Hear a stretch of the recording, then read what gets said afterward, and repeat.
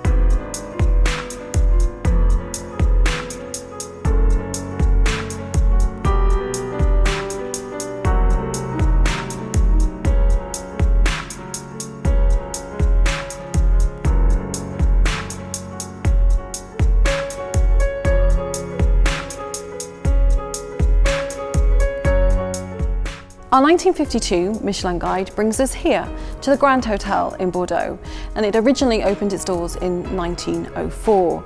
Today it's part of the Intercontinental chain of hotels and boasts a 2 Michelin star celebrity chef restaurant. But that's really not why we're here, and frankly, well, it wasn't in our budget.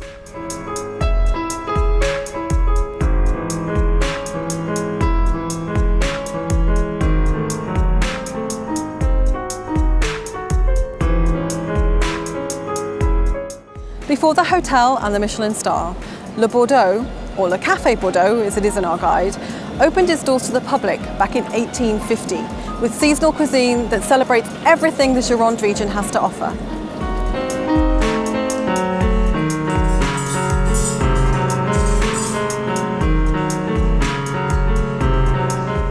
What was once the stately home of the Sacristes de Roli, Le Bordeaux has been an integral part of this city's history for the last 160 years. Victor Hugo was once pressed to give a speech here on Europe. Toulouse-Lautrec sketched the old portrait, while the ladies of the Belle Epoque paraded on the balconies here. And it's also said that the cellar has some 30,000 wine bottles. We should keep Danny going for a little while.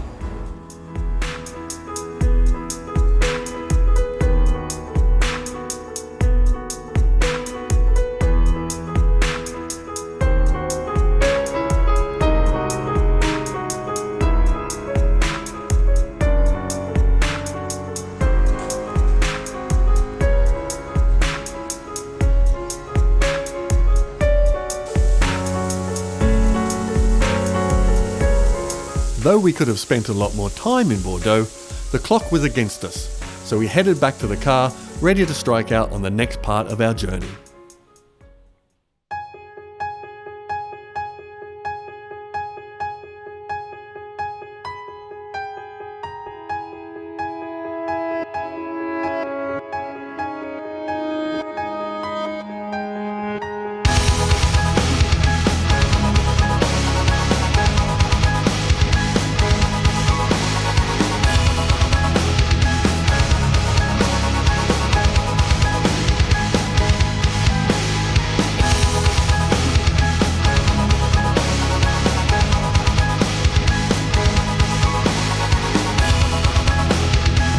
We're back on the motorway.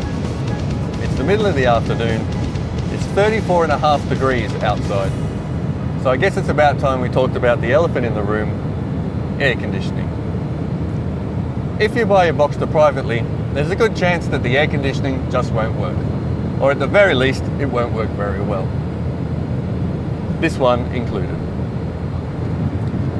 It seems to be a bit of a theme when you buy a used car privately. Neither our Alfa GTV or our less than salubrious Renault Megane had working air conditioning when we bought those back in the day. In most cases, it's just literally run out of gas. And if you take a trip down to get a regas, in about 2 hours and about 60 quid later, you'll be back up and running. you can do it yourself. But in the UK at least, the regas kits are almost as expensive as getting a pro to do it. And if you are totally out of gas, then there's a good chance you're going to need more than the single refill that you buy anyway, which that sort of defeats the purpose. I think the problem is, particularly with the older Boxsters, most people buy them for top down, summer driving, and they don't really think that they need the air conditioning. But in the middle of the day, when it's 34 degrees, and even in the UK, with that sun beating down, it can get hotter than the proverbial oven in here.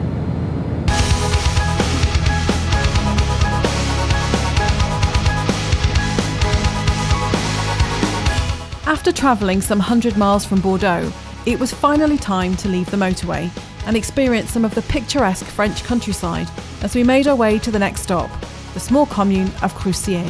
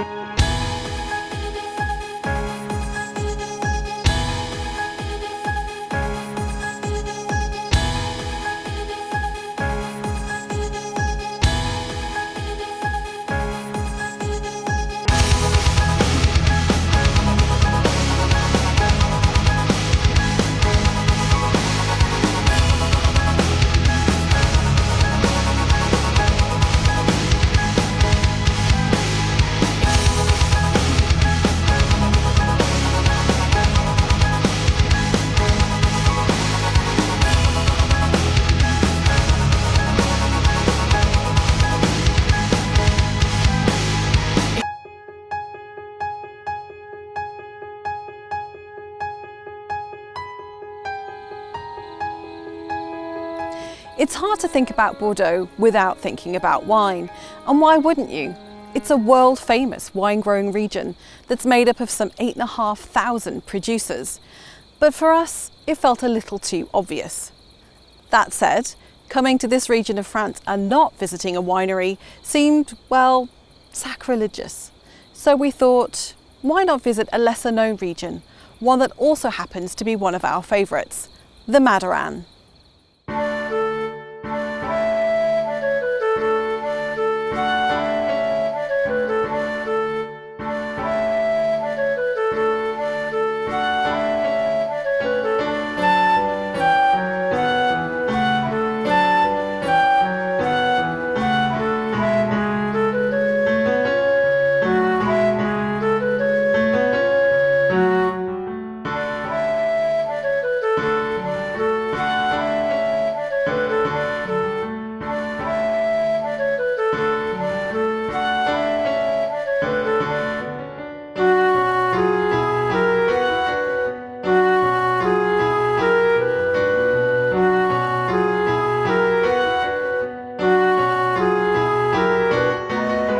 In the heart of this stunning wine-growing region, the beautiful Château de Crucier was established in 1737. And as is quite common practice here in France, it's actually part of a cooperative of around 130 winemakers. So across 1,300 hectares of land, they form the Madaran appellation. With changes in farming trends post-World War II and against pressure to move to cash crops such as corn, the Madaran appellation was formed in 1948. And the Cave de Crucier was established just 2 years later, in 1950. Now celebrating its 70th year, the Château de Crucier contributes to the 6.5 million litres of wine this area produces annually. But the legend of the wine doesn't end there, because wine production in this area dates back to the Middle Ages. So the story goes, pilgrims on the road to the Spanish city of Santiago de Compostela used to take wine from the region to sustain them on their long journey to the shrine of St. James.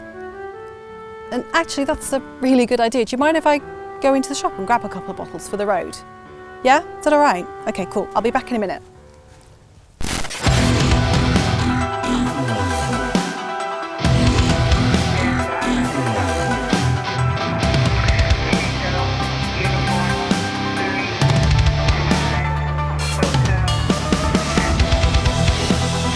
Our crate from the hallowed vine safely stowed in the front boot, we said goodbye to the chateau and took off on the next 26 miles to the southwestern city of Pau.